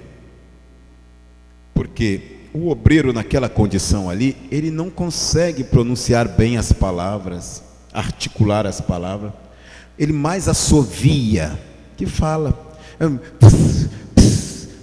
Porque ele não tem dente. Não tem dente. Então tem que ter. Eu estive, pastor, eu fui pregar na igreja do Evangelho Quadrangular. Ô noite, rapaz, acabei não pregando. Por que não preguei? Culto festivo, rapaz, porque o Senhor tinha curado a esposa de um pastor lá. O Senhor curou a mulher de uma doença grave. E era o culto de ação de graça, aquela coisa. E tinha gente de tudo quanto é lado. Aí o pastor João Coutinho chegou para mim e falou assim: ô Joel, você vai esperar um pouquinho, meu filho, porque esse homem tem um testemunho de uns 20 minutos. Ele vai, depois você prega. Tá bom, pastor. O irmão chegou, desses pentecostais mesmo, coisa, né? E ele começou a falar. E à medida que ele foi falando, ele foi se entusiasmando. E eu percebi, eu estava sentado de lado, que a dentadura dele estava frouxa. Então ele falava e puxava a dentadura com a língua. Eu não puxava. Ela ia para sair, ele puxava. Aí para sair, ele puxava. E eu sentado de lado, eu falei: a dentadura desse moço vai cair. Eu falei: tomara que não caia. Se cair, vai dar problema aqui. E ele foi se entusiasmando e abria muita boca. Abria a boca e dava aquele grito. E ela ia lá, e ele puxava com a língua. Rapaz, teve uma hora, meu irmão, a dentadura saiu. Irmão, parece que um negócio do diabo. Parece que o diabo vem com a mão porca dele lá e pega aquele negócio. Que a dentadura saiu, um corredor assim, e ela saiu quicando assim, tum, tum, tum, tum, tum, tum, foi parar lá embaixo. Dali, ela foi tum. Olha, irmãos, os jovens, meu amigo, os jovens que lá estavam. Teve gente que caiu ao chão quase desmaiado de tanto rir. E o negócio ficou pior quando ele desceu, foi lá, pegou a dentadura no meio de todo o pessoal já estava rindo, limpou, enfiou na boca. Quando ele enfiou na boca, acabou o culto. O pastor virou-se para mim e falou: Joel, desculpa, mas não tem condição de ter culto aqui mais. Tinha gente sendo carregado para a tesouraria, para a secretaria, passando mal de tanto que estava rindo. Tinha irmão que estava segurando a barriga assim, que ele não aguentava mais de tanto rir. Você viu, meu amigo? Por causa de uma dentadura frouxa na boca. Por causa de uma dentadura frouxa na boca. Se aquela dentadura estivesse ajustada na boca dele, não teria tido aquele negócio. Mas por causa daquela dentadura, acabou o culto. Não teve culto. Não teve como levar, porque jovem não tinha. Você chegava perto o pastor, chegava: irmão, em nome de Jesus. Aí o irmão ria mais ainda, rapaz. Corria lá para fora, olhava para a cara do irmão Zé, como é que é o nome dele? José, não sei o que. Olhava para a cara dele e ria mais ainda. Aí acabou o culto. Entendeu? Então, cuidado. Isso é grave. Isso é grave.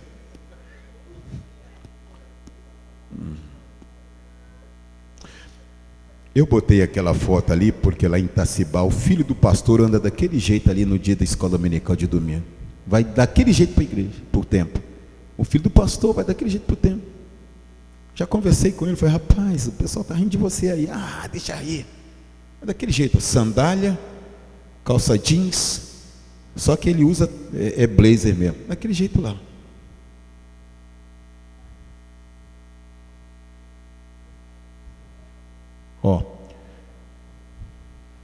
Essas festas que nós temos aí de aniversário e casamento, o obreiro tem que tomar cuidado, porque a gente é observado.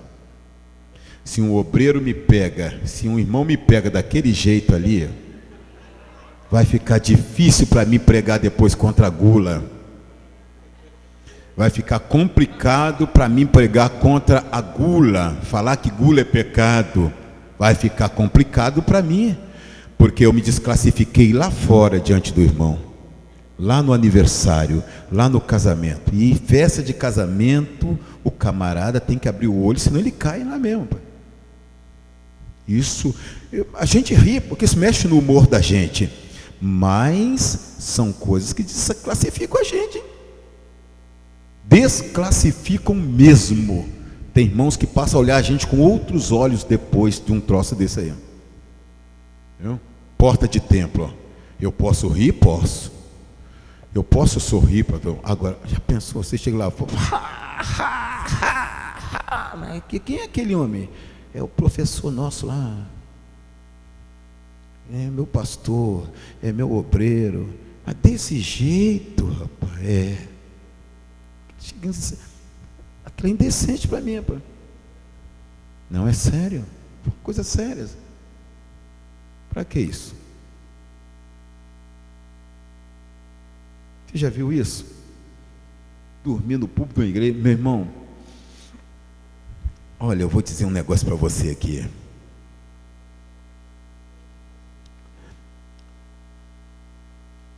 Uma hora você vai ter oportunidade de conversar com a minha esposa. Eu pouco durmo, pastor. Eu pouco durmo. Mas se tem um lugar que eu não durmo, é aqui dentro. Eu vou para casa agora, eu devo deitar hoje por volta de 4 horas da manhã, 5h30 eu levanto. Mas eu faço isso desde 1982. Eu não tenho mais aquele sono, coisa. Às vezes eu vim para cá, estou 3 noites sem dormir. Mas aqui dentro eu não durmo, pai. Eu posso sentar no seu lugar e você pode pregar 2, 3 horas ali que eu não durmo, rapaz. Eu não cochilo.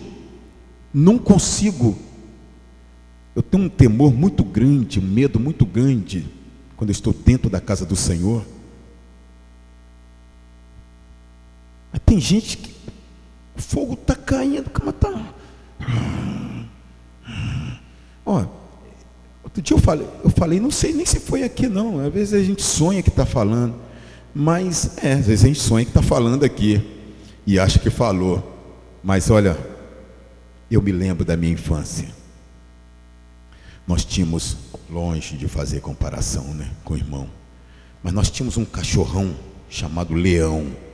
Ele era compridão, rapaz. Ele ficou muito velho, ele morreu inclusive de velhice. Perdeu o pelo todinho na velhice, perdeu o pelo. E mamãe, a minha mãe, ela cozinhava naqueles fogões a lenha, grandões, né? Enfiava, nossa, como sofria, pai.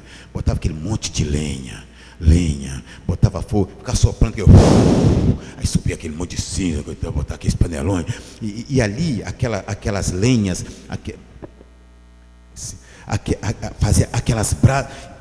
O Leão dormia encostado no fogão embaixo. Ele dormia, para a mamãe cozinhando, ele dormindo lá, e caía tocha de fogo em cima dele lá, e fazia só assim, ó. É pedaço de fogo mesmo.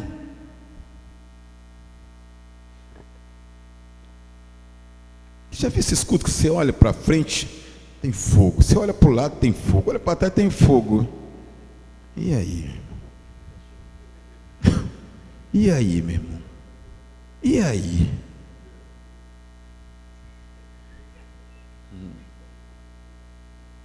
Você olha para a irmã da frente, o fogo está lastrado. Você olha para o lado, fogo, olha fogo, não sente nada, dormindo. Pregador, gente que fala alto igual eu, fala com um time de voz alto, você dormindo, está desviado. Para mim está desviado. Meu amigo, vai me explicar. Eu estou sem dormir 10 dias, então não vem aqui, vai para casa dormir, pô. Dormir com eu falando, ou eu estou desviado, ou o camarada está desviado. Um de nós dois, eu ou ele. Eu estou falando aqui, ele está dormindo, um de nós dois está desviado.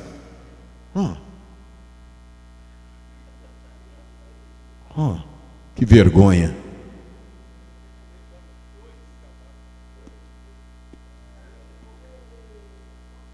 Você nunca viu isso não? Abra teu olho para você ver.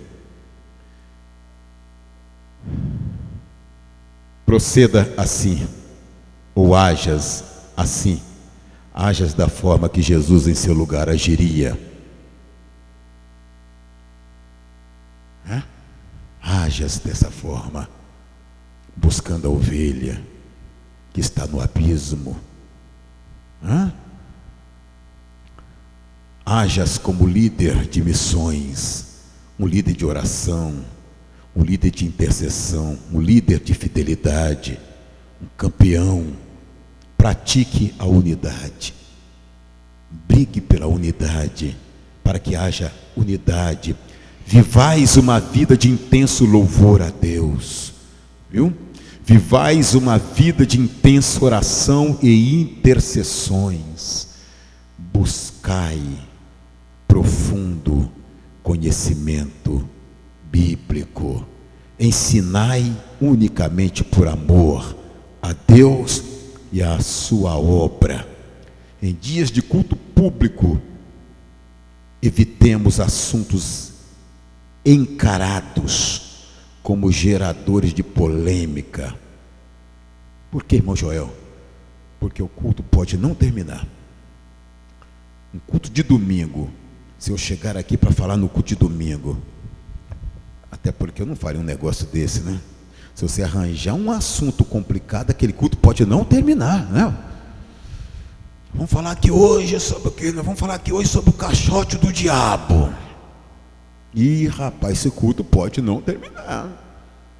Porque vai aparecer um, posso falar? Aí o outro, eu posso também falar, depois dele eu quero falar. Aí o outro, eu também quero falar. É, rapaz. Divórcio, televisão, corte de cabelo, com as portas fechadas. Nós vamos conversar hoje sobre esse assunto aqui, irmãos. Mas é um culto com a igreja. A porta está trancada, é um culto nosso aqui, está começando agora, então nosso assunto é esse aqui, é a igreja que está aqui. Aí tudo bem, mas no culto de domingo, que você tem que pregar uma mensagem evangelística, para ganhar vidas para Deus. Existe uma diversidade de fatores que o obreiro do Senhor precisa e deve observar, para que o caráter e a personalidade do mesmo sejam sempre intocáveis. Entretanto, a língua do obreiro pode derrubar uma vida, uma família.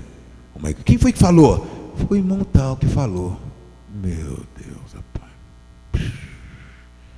Muitos obreiros estão sepultados porque não souberam usar a língua unicamente para a glória de Deus. Dependendo do que ouvimos ou soubemos por lábios de terceiros, façamos sempre 3 grandes e sublimes perguntas a nós mesmos. O que vou falar é a verdade? Não, então não falo. O que vou falar possui algum valor? Não, então não vou falar. O que vou falar trará muitas glórias a Deus? Não, então eu não falo. Acabou. Há valor?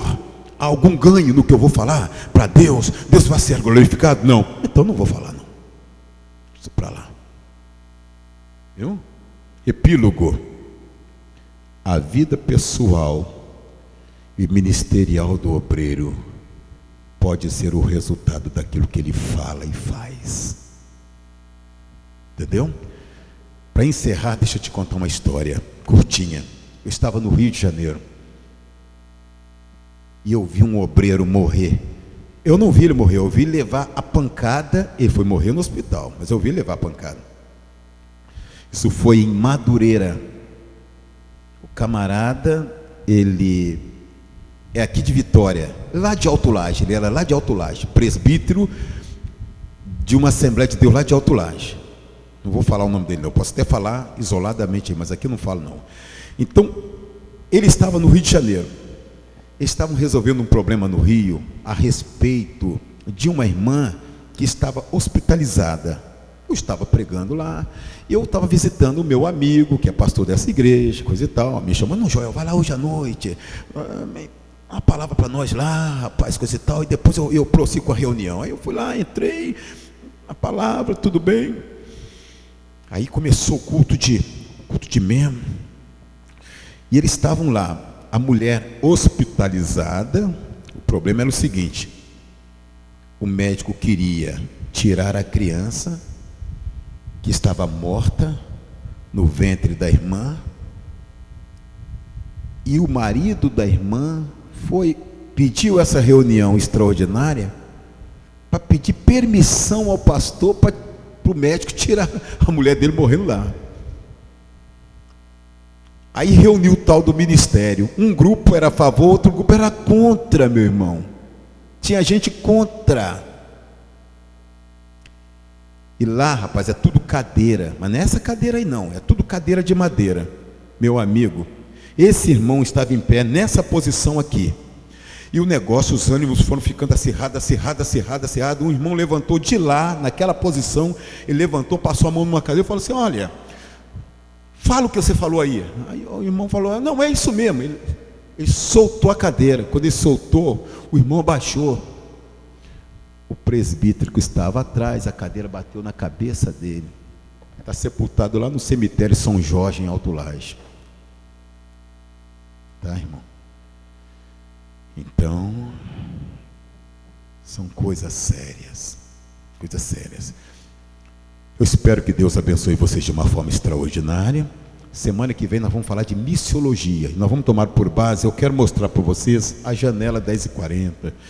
Falar de missões. O que é missões? Nós vamos ter 2 aulas missionárias. 2 aulas missionárias. Nós vamos falar só de missões, né? Avanço de ferrolhos religiosos que estão aí. Vai ser uma aula especial para você. Você que é missionário, venha para cá, no nome do Senhor Jesus. Meu pastor, não corre não, meu pastor. Graças a Deus.